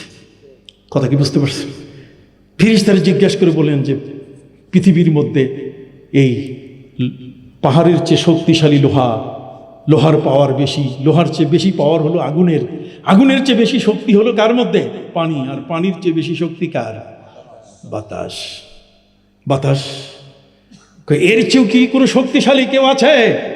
হালমিন খালকে কাশাইয়ুন আসাদ্দ মিন যালিক, এর উপরে আল্লাহ বলেন নাম আছে, সেটা হলো আমার এই মানুষ জাতি। এদেরকে আমি এমন বুদ্ধি দিছি, বাতাসের কান ধইরা টায়ারের ভিতরে পঁ পঁ করে ঢুকে দিতেছে। কথা করেন এমন কারবার, কথা বুঝতে পারছেন? টায়ারের মধ্যে ঢুকে দিতেছে, সাইকেলের টায়ারে, অটোর টাওয়ারে, কথা বুঝেন নেই, বাসের টাওয়ারে, হ্যাঁ, প্রাইভেট কার বলেন আর হাইয়েস্ট বলেন, সবগুলোর ভিতরে পঁ পঁ করে ঢুকাই দিতেছে।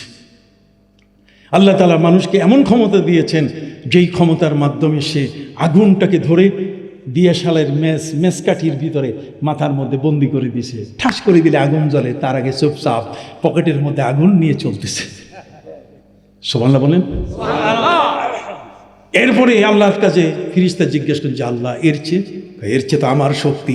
এত কিছু বলার পরও যদি এই মানুষটা আমাকে না বুঝে, আমাকে না চিনে, কথা কন, আফারাআইতুমুল মাআল্লাযী তাশরাবুন আআনতুম আনজালতুমুহু মিনাল মুজনি আম নাহনুল মুনজিলুন। রে বান্দা, আকাশের মধ্যে আমি দুই রকম মেঘ রেখে দিয়েছি। কয় রকম? একটা হচ্ছে as-sahabul basita, তার মানে প্রশস্ত মেঘ, এটা সূর্যের প্রচণ্ড আলো থেকে তোমাকে রক্ষা করবে।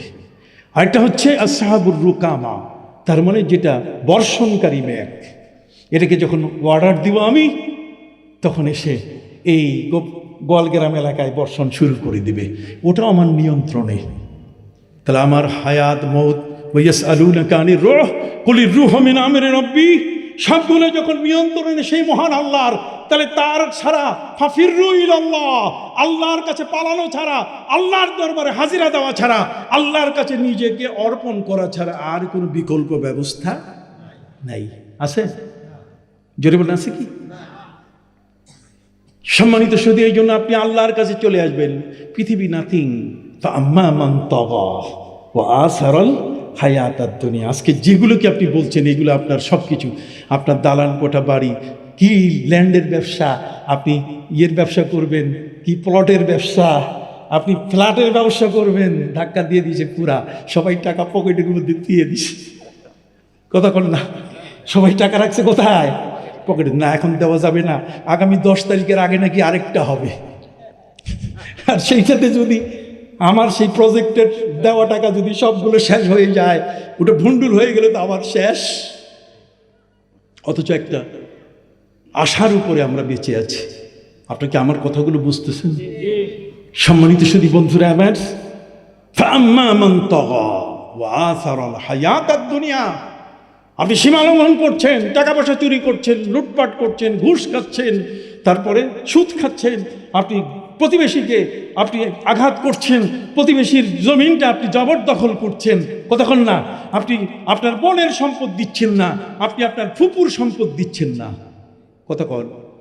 ফুপুরা তো বড় কষ্টে আছে পৃথিবীতে, বোনেরা বহু কষ্টে আছে পৃথিবীতে। বোন যদি চায় জমির ভাগ, তাহলে কবরস্থান দেয়। জোরে বলেন না, কি দেয়?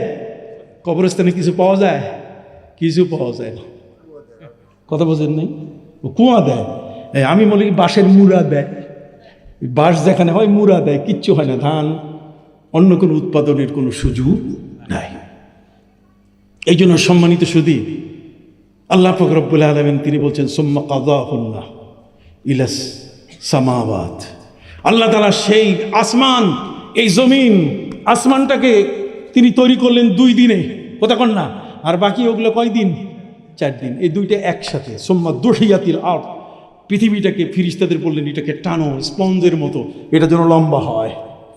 লম্বা হতে হতে পৃথিবী একেবারে গোপালগঞ্জ সাইরা ঢাকা পার হইয়া চলে গেছে সেই মিয়ানমার পার হইয়া ফিলিপাইন, কথা কন না, ফিরিস্তারা টানছে। আর এর উপরে আল্লাহ পাক রব্বুল আলামিন সৃষ্টি করলেন কি? আসমান। তাও সেই আসমানটাকে সৃষ্টি করলেন 7টা স্তরে। একটা স্তর থেকে, একটা স্পেস থেকে, একটা শূন্য, একটা তালা থেকে আরেকটা তালা, এর দূরত্ব হলো 500 বছরের রাস্তা। আল্লাহ তাআলা জমিনকে আগে সৃষ্টি করেছেন। প্রথমে সৃষ্টি করেছেন কি? পানি। আর পানিটাকে রাখছেন কার উপরে? হাওয়ার উপরে। আর তারপরে আল্লাহ পাক রব্বুল আলামিন সৃষ্টি করলেন কি? আসমানটাকে। দুইটা এরকম লাগা ছিল, জয়েন্ট, এইরকম জয়েন্ট লাগানো ছিল। পৃথিবীর বিজ্ঞানীরা এখন স্বীকার করেছে জয়েন্ট। আল্লাহ বলছেন আলাম ইয়ারাল্লাযীনা কাফারু আন্নাস সামাওয়াতি ওয়াল আরদা কানাতা রাতকা ফাফাতাকনাহুমা। আল্লাহ বলছেন এই কাফেররা কি দেখে না? ওই বিজ্ঞানী বেদিনগুলো কি দেখে না? আলাম ইয়ারাল্লাযীনা কাফারু আন্নাস সামাওয়াতি ওয়াল আরদা কানাতা রাতকা, আসমান এবং জমিন সমূহ সবগুলো কি ছিল? একসাথে জয়েন্ট ছিল। আল্লাহ তাআলা বলছেন আমি এমনভাবে হুকুম দিলাম, এক হুকুমে 7টা আসমান আকাশে খুঁটি ছাড়া উঠে গেল।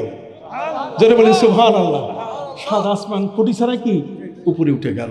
আর 7 জমিন এই জমিনের মধ্যে থেকে গেল। সুবহানাল্লাহ বলেন। এর মধ্যে আমার আল্লাহ বলছেন আমি কি করেছি? আমি ওয়া বারাকা ফিহা, আমি বরকত দিয়ে খাবার জন্য উপযুক্ত খাবার দিছি। শিশু জন্ম নিচ্ছে, লিকুইড খাবার মায়ের বুকে দিয়ে দিছি। বুড়া হয়ে গেছে, গোশত হাড্ডি খাইতে পারে না, আমি তার জন্য গাভীর দুধের ব্যবস্থা করেছি। আমি তার জন্য অটোমেটিক জেলির ব্যবস্থা করেছি। আর জেলি হলো সাগর কলা, চাম্পা কলা, জেলি দেখছেন এমনভাবে টেস্ট ওর মধ্যে দেওয়া আছে। কলা খাইয়া কোনোদিন কইছেন নাকি যে নুন বেশি হয়েছে? কথা বল না। কলা খাইয়া কোনোদিন কইছেন যে তিতা লাগতেছে? এটা অটো জেলি। আল্লাহ তাআলা যার দাঁত নাই তার জন্য আল্লাহ তাআলা ব্যবস্থা করছেন সবাইকে। আল খালকু আয়ানুল্লাহ। অতএব পৃথিবীর মধ্যে আল্লাহর এই পরিচয়টুকু জানার জন্যই যে মহাগ্রন্থ আল কোরআন জ্ঞান বিজ্ঞানে পরিপূর্ণ, সেটা কি আমার প্রিয় নবী সাল্লাল্লাহু আলাইহি ওয়াসাল্লামের সেই রসুলের কাছে দেয়া হলো। আর তিনি সেটা নেবার জন্য গেলেন কোথায়? হেরা পর্বতে। ঠিক আছে, তাহলে মারিফতে গিয়ে শরীয়তের আলো পাওয়া যায়। আপনি কি বুঝতেছেন? কথাটা কি মনে থাকবে? মারিফতে গিয়ে কি পাওয়া যায়? শরিয়ত পাওয়া যায়। শরীয়ত আনতে হয় মারিফতের ভিতর থেকে।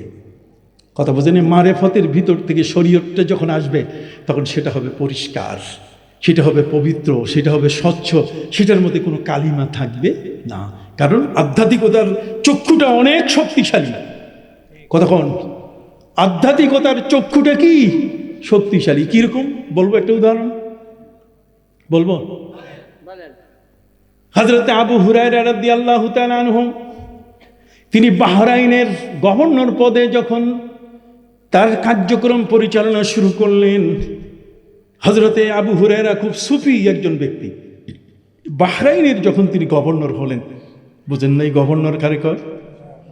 গভর্নর মানে সম্মানীয় একটা পদ।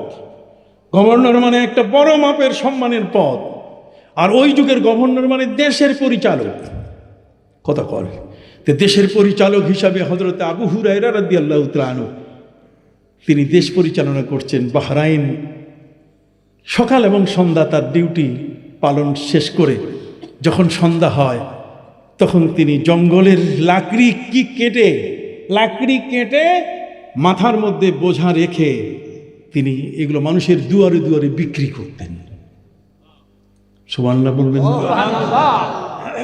দিনের বেলায় তিনি রাষ্ট্রের গভর্নর, আর রাতের বেলায় তিনি কি লাকড়ি বিক্রেতা।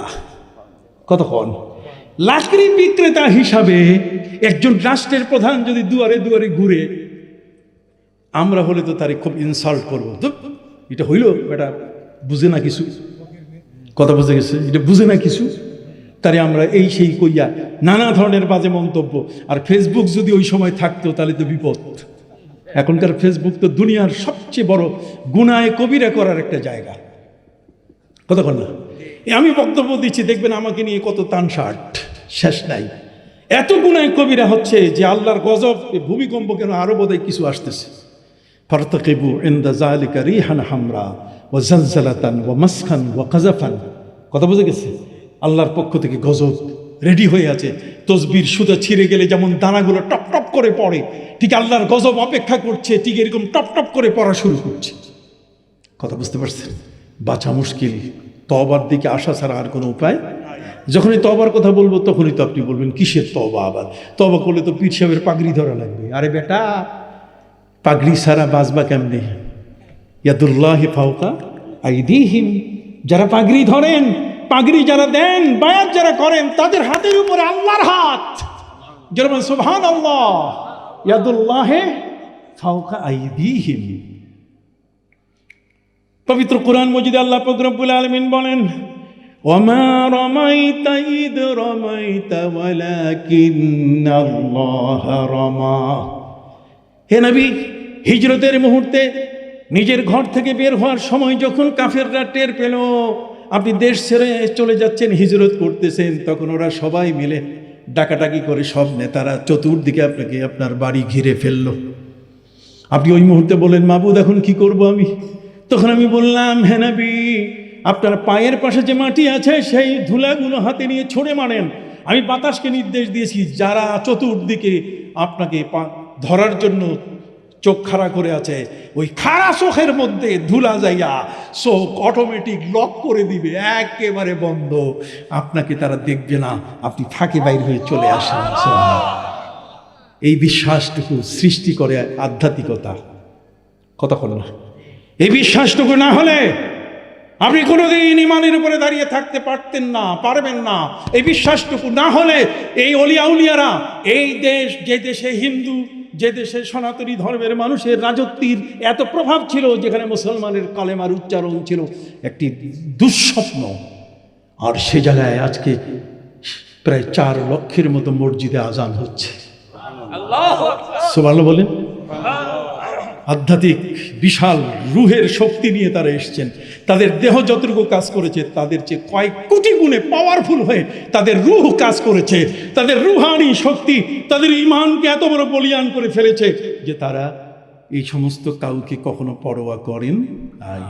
মাঝি মাল্লা বন্ধ করে দিয়েছে, পারাপার পথ বন্ধ, আর সেখানে জায়নামাজ দিয়ে তারা পার হয়েছেন। সুবহানাল্লাহ বলেন। পার হয়েছেন কি না? তারা পার হয়েছে। সম্মানিত সুধী বন্ধুরা, আমার বিনয়ের সাথে আপনাদের কাছে বলতে চাই, জগতের মধ্যে আল্লাহ পাক রব্বুল আলামিন আমাদের জন্য তার দরবারে পৌঁছার সব দুয়ার তিনি খুলে রেখেছেন। কতক্ষণ? আপনি যদি আল্লাহর কাছে যেতে চান তাহলে সেই আল্লাহর পথটুকু পাইতে আপনার বাধা নাই। ইহদিনাস সিরাতাল মুস্তাকিমে প্রতিদিন প্রতি রাকাতে আপনাকে আল্লাহ বলে দিচ্ছে, উলাইকা মা আনআমাল্লাহু আলাইহিম মিনান নাবিয়্যিনা ওয়াস সিদ্দিকিনা ওয়াশ শুহাদাই ওয়াস সালিহিন ওয়া হাসুনা উলাইকা রাফিকা। কিন্তু আপনি শক্তিটা চাবেন কার কাছে? আল্লাহর কাছে। জোরে বলুন, কার কাছে? আবার জোরে বলেন, কার কাছে? আল্লাহর কাছে। সে আল্লাহর কাছে শক্তিটা চাইলে এই পৃথিবীর কোনো মহাশক্তি আর আপনার পাশে এসে দাঁড়াবার মোকাবেলা করার কোনো সুযোগ নাই। খেয়াল করছেন কথাটা? এই জন্য আমি বিনয়ের সাথে আপনাদের কাছে বলতে চাই, এলমে মারিফাত অর্থাৎ আধ্যাত্মিক শক্তিটা হলো অনেক বড় একটা শক্তি। আর সেই শক্তিটার আলোকে ইমাম হযরত আবু হুরায়রা রাদিয়াল্লাহু তাআলা আনহু দিনের বেলায় তিনি করছেন গভর্নরি, দিনের বেলায় তিনি গভর্নর, আর রাতের বেলায় লাকড়ি বিক্রেতা। মাথার মধ্যে লাকড়ির বোঝা নিয়ে, কি বলে আপনার দেশে, লাকড়ি না খড়ি? লাকড়ি খড়ি এক। আমিও তো বাংলাদেশের মানুষ, কথা বুঝেননি। সারা দেশে ঘুরি, সারা দেশের ভাষা কম বেশি আমার জানা আছে। অতএব সেই লাকড়ির বোঝা মাথায় নিয়ে তিনি ঘুরে ঘুরে বিক্রি করতেন। কত বড় একজন গভর্নরের জন্য এই কাজটা কত নিম্নের। হযরত আবু হুরায়রা রাদিয়াল্লাহু তাআলাকে প্রশ্ন করা হলো, দিনের বেলায় আপনি দেশের গভর্নর, রাষ্ট্রের পরিচালক, রাতের বেলায় আপনি মাথায় লাকড়ির বোঝা নিয়ে কেন ঘুরেন, কেন বিক্রি করেন? উনি বলছে যে দিনের বেলায় আমি যে চেয়ারটাতে বসি, এই চেয়ারে বসার পরে যেই মানুষগুলোর সাথে যেভাবে আচার আচরণ করতে হয় এক, আরেকটা হলো চেয়ারে বসছি মানে কি হামচুনি মান দিগর্নিস, আমি ছাড়া আর কে আছে, আমি যা বলবো তাই হবে। কতক্ষণ না মনের মধ্যে আমার কিবির অহংকার আসতে পারে, কতক্ষণ না মনের মধ্যে এই ধরনের একটি খারাপ চিন্তা এটা তৈরি হয়, ওইটারে শায়েস্তা করি আমি সন্ধ্যার সময়। সুবহানাল্লাহ বলেন, ওই জিনিসটাকে আমি শায়েস্তা করি সন্ধ্যার সময়। লাকড়ির বোঝা যখন মাথায় উঠাই দেই তো নফসটারে বলি, এখন কোন জায়গায় আছো? এখন কি চেয়ারে আছো না মানুষের দুয়ারে আছো? সুবহানাল্লাহ, তুমি আছো কোন জায়গায়? তোমার অবস্থানটা কোথায়? আল্লাহু আকবার। এইসব বিষয়গুলোই চোখের পাওয়ার বাড়িয়ে দেয়। হযরতে আবু হুরায়রা রাদিয়াল্লাহু তাআলা আনহু, তিনি সুফি ছিলেন, তিনি দোয়া করতেন, আল্লাহুম্মা ইন্নী আউযু বিকা মির রাসিস সিত্তিন ওয়া আউযু বিকা মিন ইমারাতিস সিবিয়ান। আল্লাহ, তুমি আমাকে ৬০ হিজরি দেখাইও না, তুমি আমাকে নাবালকের শাসন দেখাইও না। ৬০ হিজরি তিনি দেখতে চান নাই, আল্লাহ তার দোয়া কবুল করেছেন। ৫৯ হিজরিতে তিনি ইন্তেকাল করেছেন। সে আবু হুরায়রা রাদিয়াল্লাহু তাআলা আনহু, তিনি জানেন তার জ্ঞান, তিনি যা আহরণ করতেন, যা তিনি শিক্ষা নিতেন, ভুলে যেতেন। নবীজির কাছে বলার পরে নবীজি তার সেই চাদরে থুতু দিয়ে বলছে, রে গায়ে দাও, দেখবে তোমার জ্ঞান বেড়ে যাবে। কি আধ্যাত্মিকতা! এখানে কোনো হোমিওপ্যাথিক, অ্যালোপ্যাথিক কতক্ষণ নাই, কবিরাজি কিচ্ছু নেই। কতক্ষণ এখানে আছে এক বিশাল নজর, গর খাকে গিরাত জার সওয়াব। যদি মাটির উপরে এই নজর পড়ে যায় তাহলে সেটা স্বর্ণ হয়ে যায়। কতক্ষণ না, এই জন্য কবি বলেছেন, সালেহাতু সঙ্গে বুদি দিল খারাস, সালেহাতু সঙ্গে বুদি দিল খারাস, কে এক জামানা দর আউলিয়া খাকে বাস। তোমার যদি সত্য কোনো মন, হৃদয় কোনো মতেই তোমার মনটা নামাজে আসতে দিচ্ছে না, তোমাকে এই মনটা কখনো তোমাকে টুপি পরতে দিচ্ছে না, তোমাকে দাঁড়িয়ে রাখতে দিচ্ছে না, এই মনটা তোমাকে কখনো ভালো কাজের দিকে আগাতে দিচ্ছে না, তাহলে এই মনটাকে সোজা করার জন্য মনের ডাক্তারের কাছে যাও। ঠিক আছে? আর মনের ডাক্তার হলেন আউলিয়া ইকরাম। সুবহানাল্লাহ বলেন, কে এক জামানা দর আউলিয়া খাকে বাস।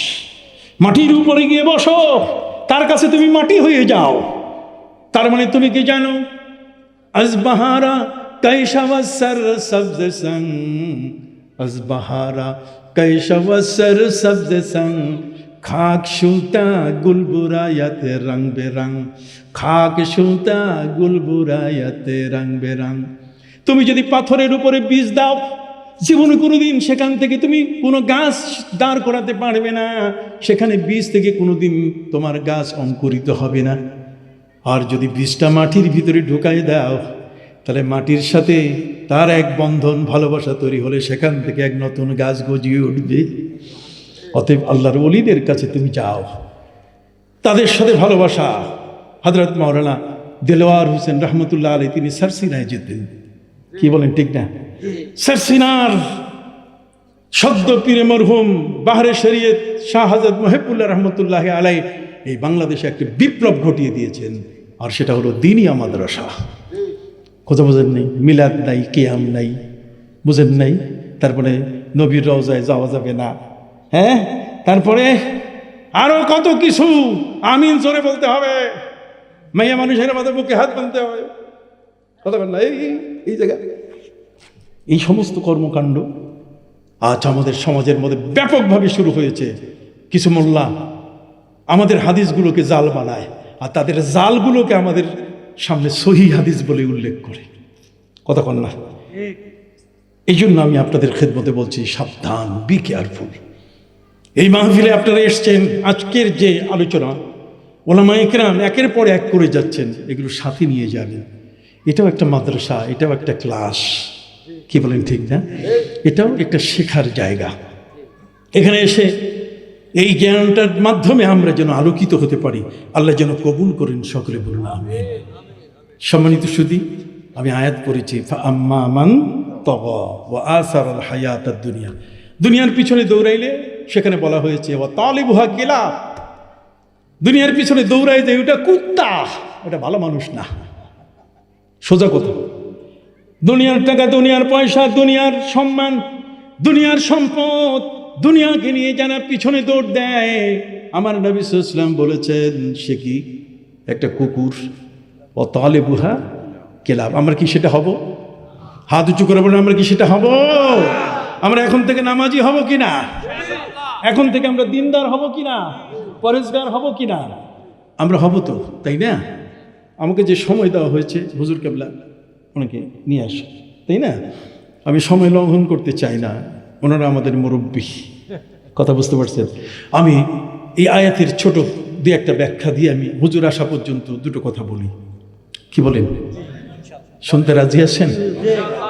ফাআম্মা মান তাগা ওয়া আসারাল হায়াতাদ দুনিয়া, বাড়াবাড়ি করবেন, সম্পদের ঠেলাঠেলি করবেন, আবুল আহাব আর না হলে তার বউ উম্মে জামিল যা হয়েছে তাই হবে। কতক্ষণ আবুল আহাবরে আল্লাহ তাআলা কি বানাইছে?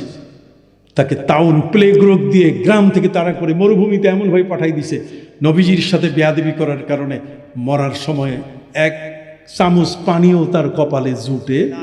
আল্লাহ বলছেন তাব্বাত ইয়াদা আবি লাহাবিন ওয়া তাব, মা আদনা আনহু মালুহু ওয়া মা কাসাব, মা আগনা আনহু মালুহু ওয়া মা কাসাব, তার সম্পদ তাকে রক্ষা করতে পারে নাই। যদি আল্লাহর পথে আপনি থাকেন তাহলে রক্ষা করবেন আপনাকে কে? আল্লাহ। আবার বলেন রক্ষা করবেন কে? আল্লাহ। কতভাবে আমার নবীর উপরে ইহুদিরা দেয়ালের পাশ থেকে পাথর দিয়ে নবীকে মারার চেষ্টা করেছে, মারতে পারে নাই। কতক্ষণ মারতে পারে নাই। আল্লাহ বলছেন আল্লাহু ইয়াসিমুকা মিনান নাস, হে নবী আপনি আমার, অতএব আমি আপনার পাহারাদার। সুবহানাল্লাহ বলেন, আপনি আমার হয়ে যান, আমি আপনার হয়ে যাব। সুবহানাল্লাহ বলেন, আপনি আমার হয়ে যান, আমি কি আপনার হয়ে যাব। আপনার যা কিছু আছে সব কিছুর পাহারাদারি আমি করব। কোনো মানুষ আপনার জীবনকে ধ্বংস করতে, নষ্ট করতে পারবে না। আল্লাহু ইয়াসিমুকা মিনান নাস। এর পরের দিন থেকে নবীজি তার গেট থেকে দারোয়ান উঠাই দিলেন। দারোয়ানকে বললেন তোমার আর চাকরি করা লাগবে না, ভালো চাকরি দিতেছি, আমার পাহারা দেওয়া লাগবে না, আমার পাহারা এখন আল্লাহ নিজেই দেওয়া শুরু করেছে। তাহলে সেই বান্দার এই তবকা, প্রিয় নবী সাল্লাল্লাহু আলাইহি সাল্লাম তার উম্মতের জন্য এই সুন্দর একটি জীবন তৈরি করার জন্য তিনি যে কোরআনের জ্ঞান দিয়েছেন, ওই কোরআনের জ্ঞানটাকে প্রচার করার জন্যই দিনই মাদ্রাসা। এটা বিপ্লব। সারা বাংলাদেশে প্রায় ২৫০০ মতো এই দিনিয়া মাদ্রাসা। কথা বুঝতে পারছেন? দিনিয়া মাদ্রাসা মানে এর মধ্যে এলমে মারিফত আছে, জিকির আছে, আজকার আছে, কথা কর না। এর মধ্যে পোশাক আছে, লেবাস পোশাক, বুঝেন নাই? এই মাদ্রাসায় যারা পড়ে তারা কখনো ওই ফুল প্যান্ট পরে পেশাব করতে বসতে পারে না, এমন না, কথা কর না। তারা এমন পোশাক পরবে, এমনভাবে আমল আখলাকগুলো করবে যাতে করে আপনি দেখেই বুঝতে পারবেন যে এই লোকটি, এই শিশুটি আসলে একটা সত্যের পথে। বরপীর আব্দুল কাদের জিলানী রহমতুল্লাহ আলাই যেমন মায়ের কাছে শিক্ষা নিয়ে মিথ্যা আর কোনোদিন আশ্রয় দেন নাই। তার কাপড়ের ভিতরে 40টি মোহর, সেলাইকৃত মোহর তিনি নির্দ্বিধায় স্বীকার করেছেন। তিনি বলে দিলেন যে আমার কাপড়ের ভিতরে, বুকের ভিতরে লুকানো আছে, রাখা আছে 40টি মোহর। ডাকাতরা বলল সবাই মিথ্যা বলছে, তুই মিথ্যা বললা না কেন? আমার মা আমাকে মিথ্যা বলতে নিষেধ করছে। সুবহানাল্লাহ বলেন। বাবা ছিলেন এমন এক বাবা, যে বাবার নদীর পাশে এক নিভৃত সময়ে, একটি সুন্দর রাতের গভীর সময়ে, তাহাজ্জুদের সময়ে ইবাদতে যিনি আত্মনিয়োগ করে আছেন। প্রচণ্ড ক্ষুধা লাগলো, ক্ষুধা আগে নিবারণ করা দরকার। কতক্ষণ নামাজের সময় হয়েছে কিন্তু ক্ষুধা, আগে খান তারপর কি নামাজে যান। খেয়াল করছেন কথাটা? অবশ্যই জমাতের গুরুত্ব দিতে হবে।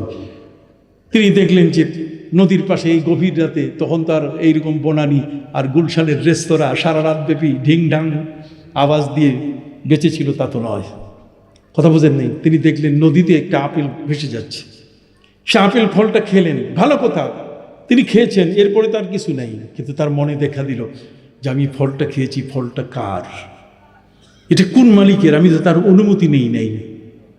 এই উপলব্ধিটা এলমে মারেফত ছাড়া আসে না। কথা বুঝেন নাই? আল্লাহ বলছেন ওয়াইলুল্লে কুল্লে হুমাজাতিল লুমাজা আল্লাযী জামা মালা ওয়া আদ্দাদা। ওই যে ঘুষ খায় যেগুলা, ওগুলো রাত্রে ঘুমাইতে পারে না। আপনি কথা বলেন না কেন? যারা ঘুষ খায় তারা কি, আমি আওয়াজটা পাইলাম না, আপনাদের মধ্যে কি ওইরকম আছে নাকি? আল্লাহ মাফ করুক, জোরে বলেন। যারা ঘুষ খায় তারা রাত্রে কি, হাত উঁচু করে বলেন, ঘুমাইতে পারে। কেন? কোরআন বলে দিয়েছে, পবিত্র কোরআন বলেছে ওয়াইল দোজখেদের জন্য, যারা এইভাবে মানুষের অর্থ আত্মসাৎ করে জমা কইরা নিজের ঘরে তোষকের মধ্যে ঢুকায় রাখে। কথা বুঝেন নাই? 10 মিনিট পর পর মনে হয় যে আজকে কত পাইলাম, লাফাই উঠে আবার তোষকের ভিতর থেকে টাকা বের করে আল্লাযী জামা মালা ওয়া আদ্দাদা, আবার সে গোনা শুরু করে, ক্যালকুলেটর নিয়ে বসে ঠিক আছে কিনা। কথা বুঝেন? একটা টাকা 2 বার ঘষে, যেটা একটা না 2টা, কথা কর না, এটা একটা না 2টা। আল্লাযী জামা মালা ওয়া আদ্দাদা, কথা বুঝেন নাই? সে জানে না ইয়াহসাবু আন্না মালাহু ওয়া আদ্দাদা।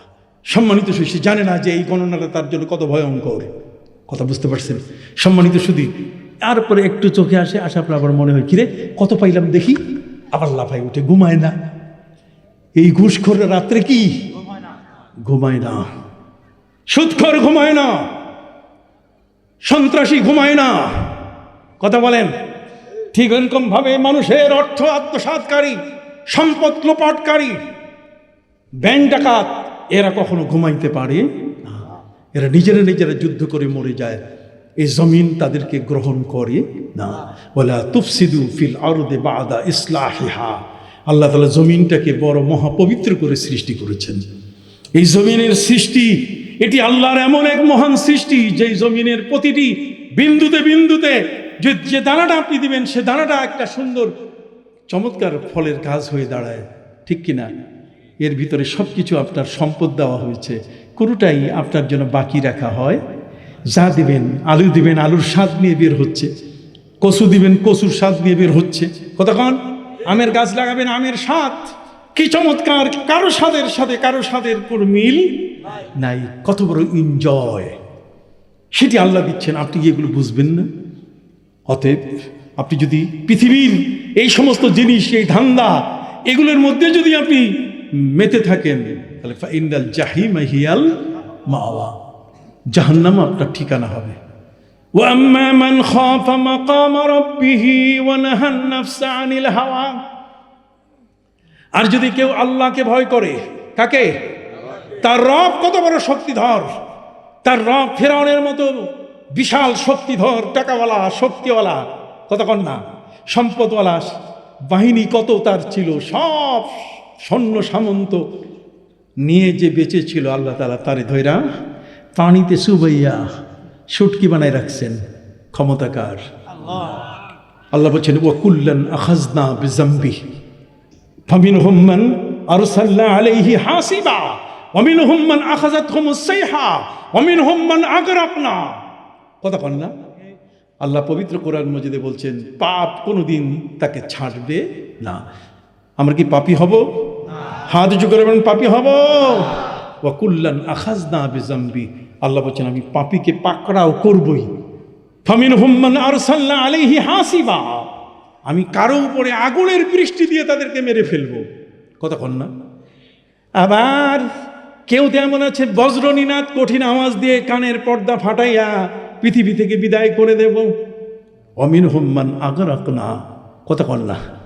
আবার এর মধ্যে আমি কাউকে পানিতে চুবাইয়া মারব, আর এর মধ্যে আবার কাউকে আমি কি করব? পায়ের মধ্যে ডান্ডা বেরি লাগাইয়া জীবন্ত মাটিতে কবর দিব। আল্লাহ তাআলা দিছেন কিনা? জোরে বলেন দিছেন কিনা? অতএব সম্মানিত সুধী, জগতের মধ্যে আল্লাহ পাক রব্বুল আলামিন পরিষ্কার বলে দিয়েছেন ভয় করতে হবে প্রতিটি মুহূর্তে।